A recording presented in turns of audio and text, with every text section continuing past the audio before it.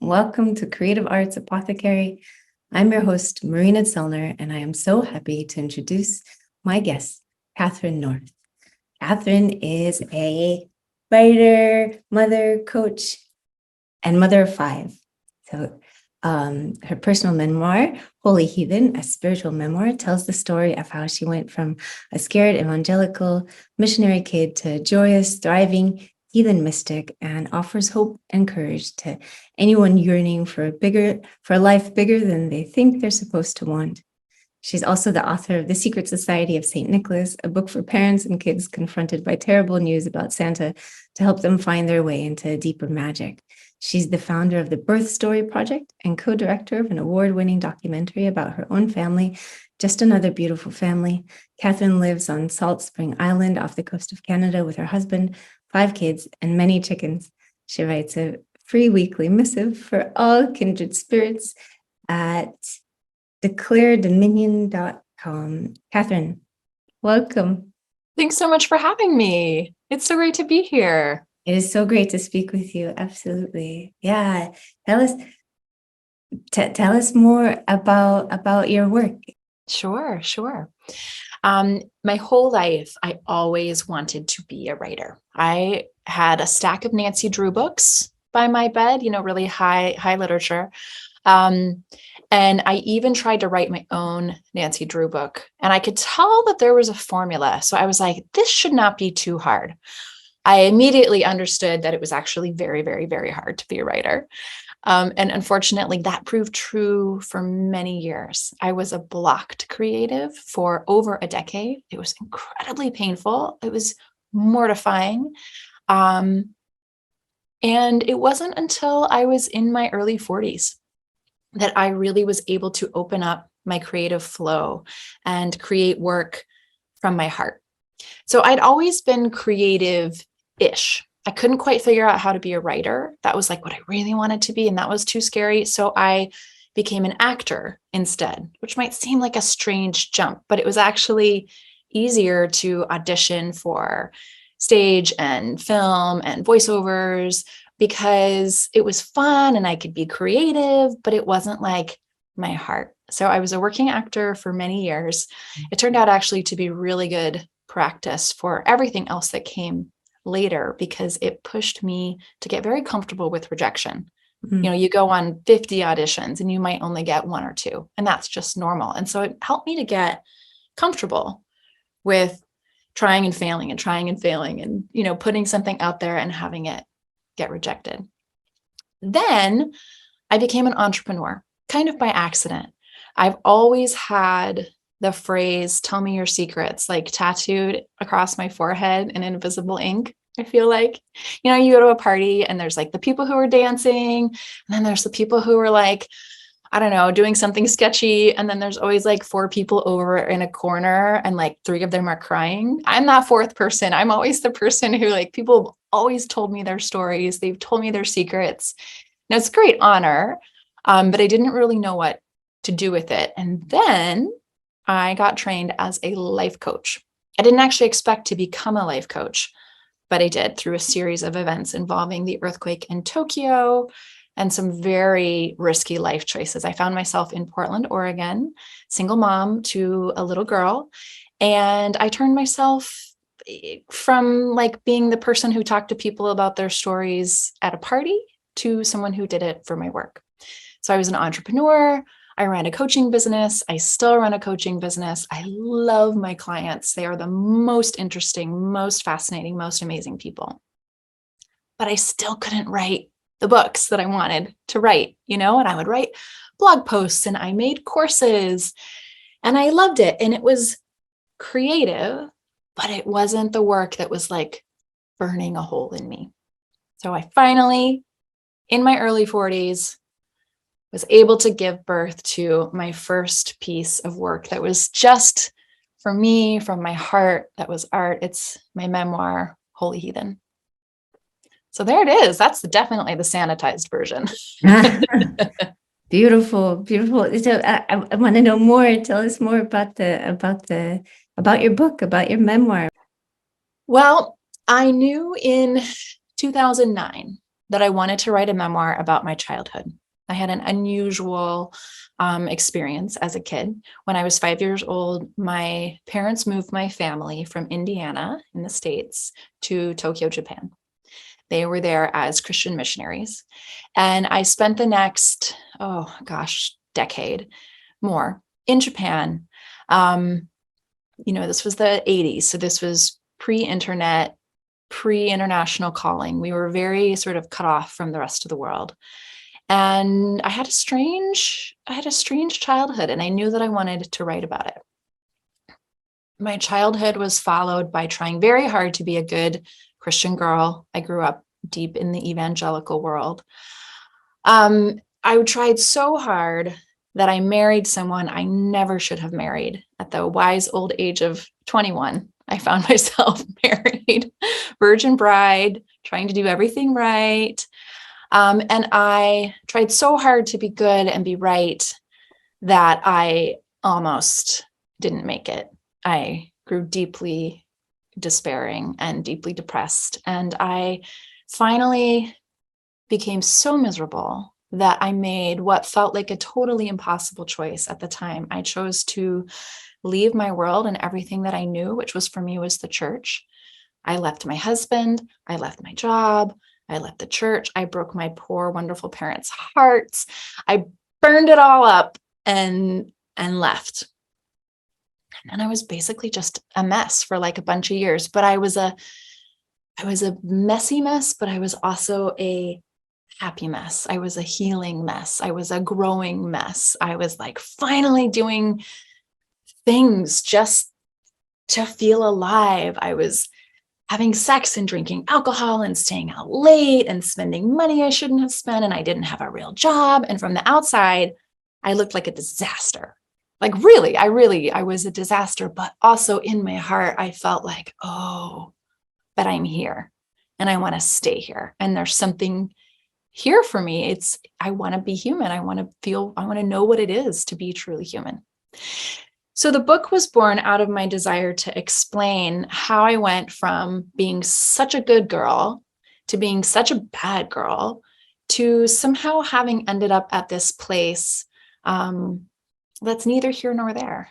I left the religion of my childhood entirely, but I have a deep, deep mysticism that is so true and so present and is such a part of my life, but doesn't fall under any umbrella, whether religious or esoteric. I've tried on many, many different forms of faith, of devotion, and none of them fit. So I just made up my own, and that's what this book is really about.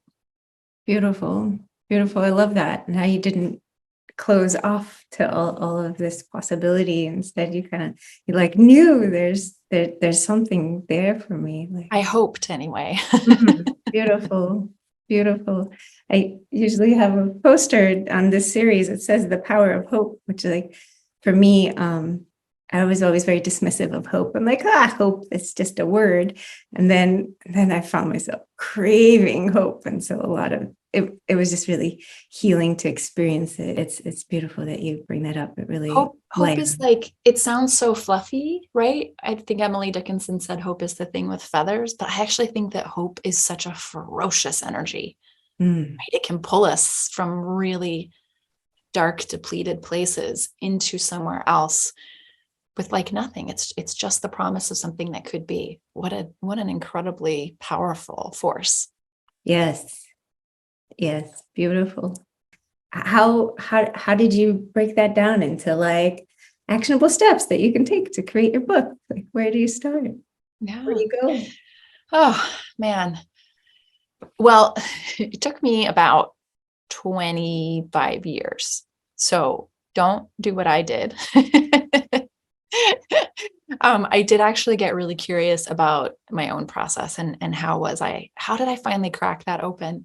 And I've kind of distilled it down actually into 7 steps, and I teach them in a program called Make Art, Choose Joy.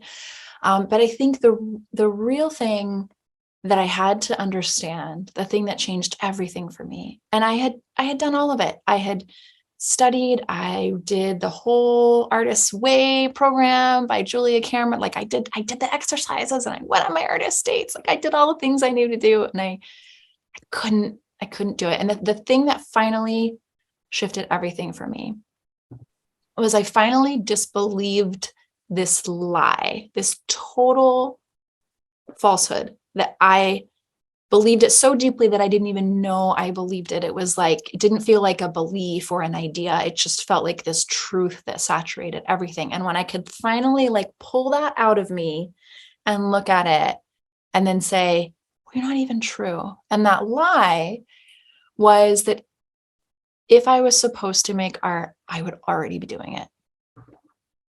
Right? It's such a catch-22 of like, well, real artists just make art. They don't struggle with it. They don't think about it. They don't procrastinate. They don't start and then stop. They don't read books about it or take course. They just do it. The art just flows from them. And so therefore, if the art is not flowing from you, you must not be a real artist.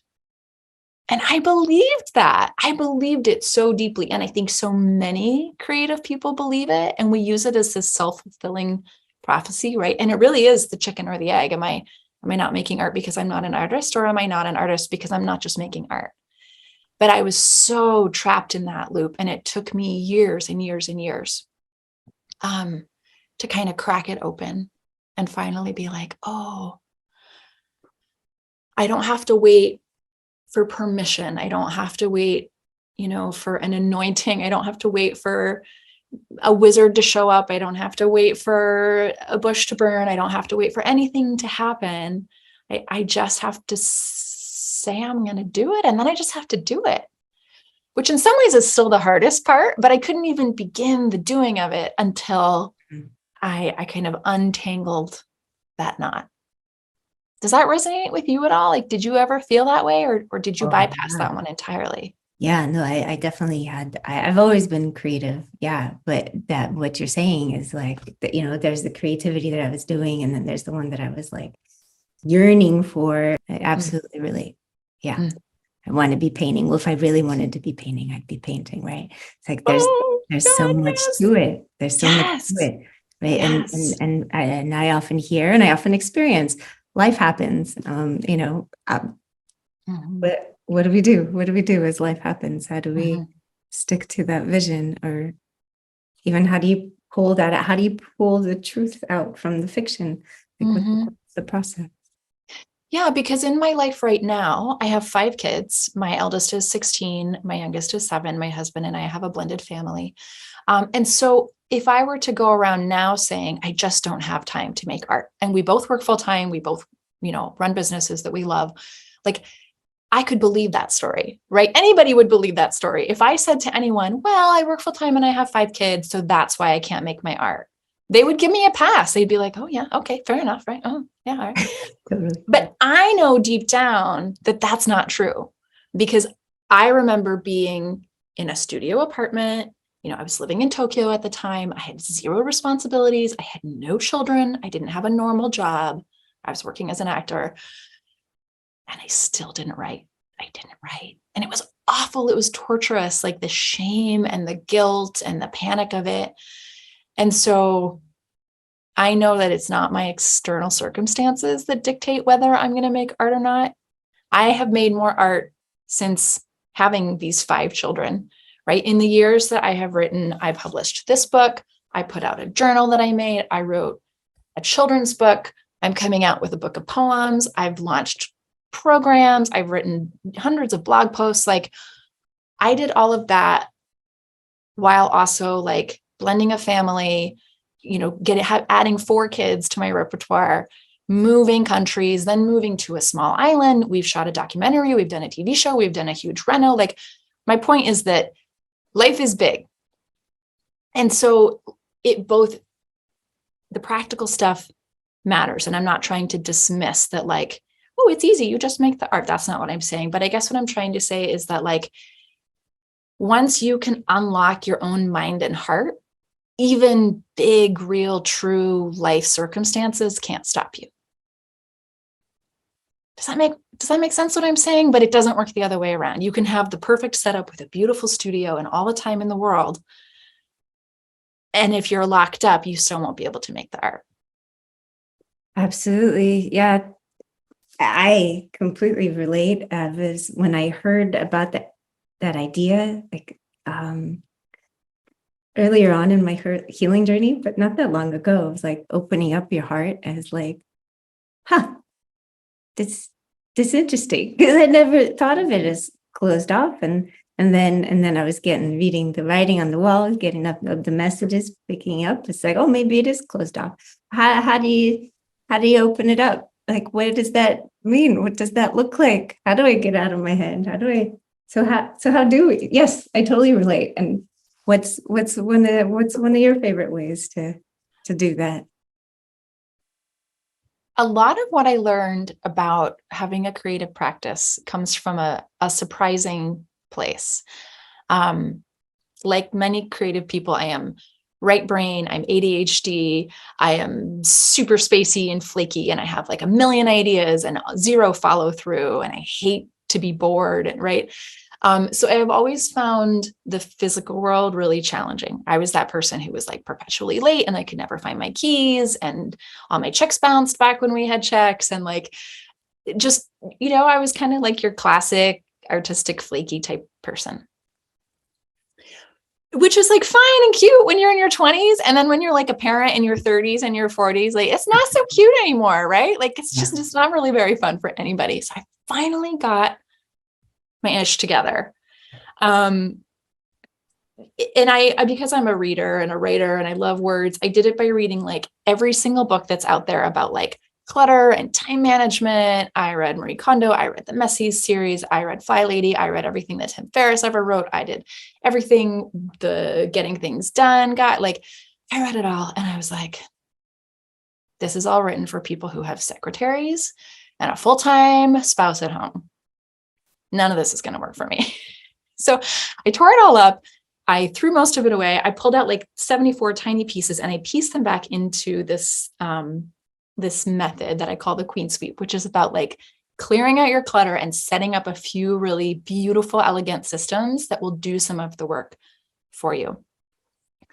So that's one of the programs that I run, and I absolutely love it. It's super fun. But everything I learned about making art, I learned from learning how to take care of my house. It's so counterintuitive, but let me give you a concrete example. When I used to try to like clean up my house, I would start, in one place. I'd start in like a room. I'd start with a coffee table and I'd like pick up some things and I'd kind of wander over and I'd be like, I don't know what to do with this. And then I'd be like, oh, look, this letter needs to be, and then, oh, this bill is overdue. Oh no.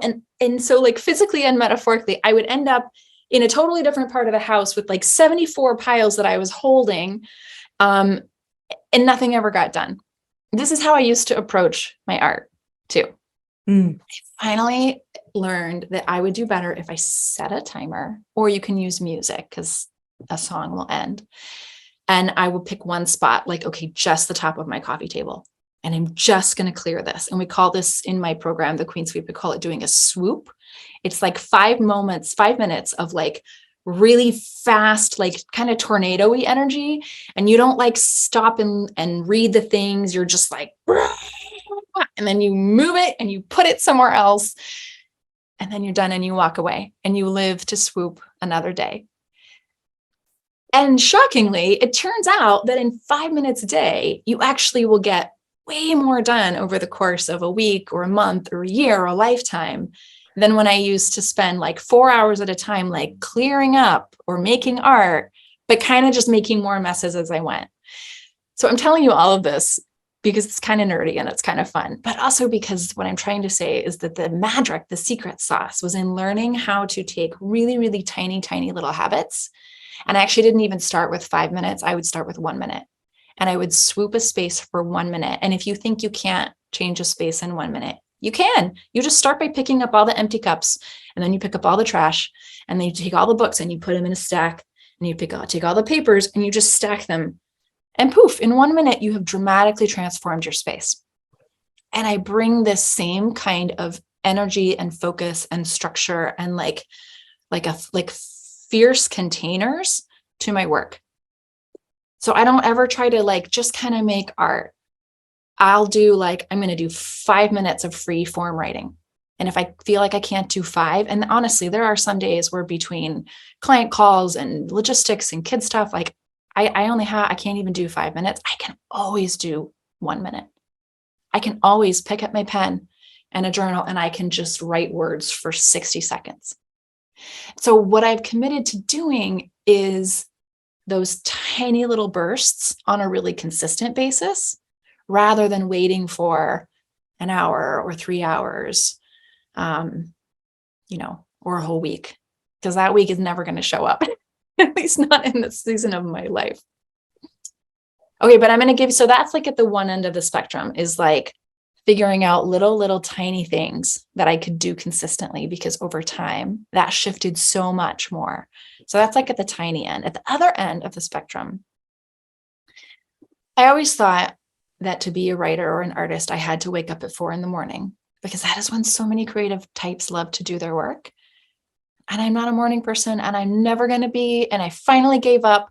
And that was incredibly helpful to me as a creative person, because I'm never going to do it. And so when I got rid of the myth of like, I should wake up at 4 a.m. and I should soulfully type my thing in the dark, I'm never going to do that. Instead, I got really like ruthless and kind of daring, what felt daring to me.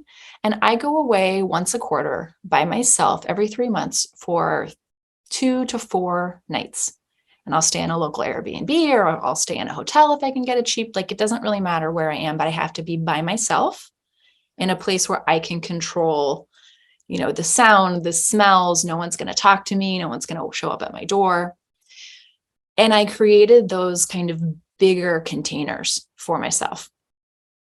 And that's how I get the work done. So it's like a combination of teeny tiny little things over on one end that are so, it's like the habits are so small that I can sustain them even when life is totally over the top. And then on the other end, getting kind of ruthless about, like, people just think it's nuts that I go away. They're like, you have 5 children and you go away for 4 nights? And I'm like, yes, I do. Yes, I do.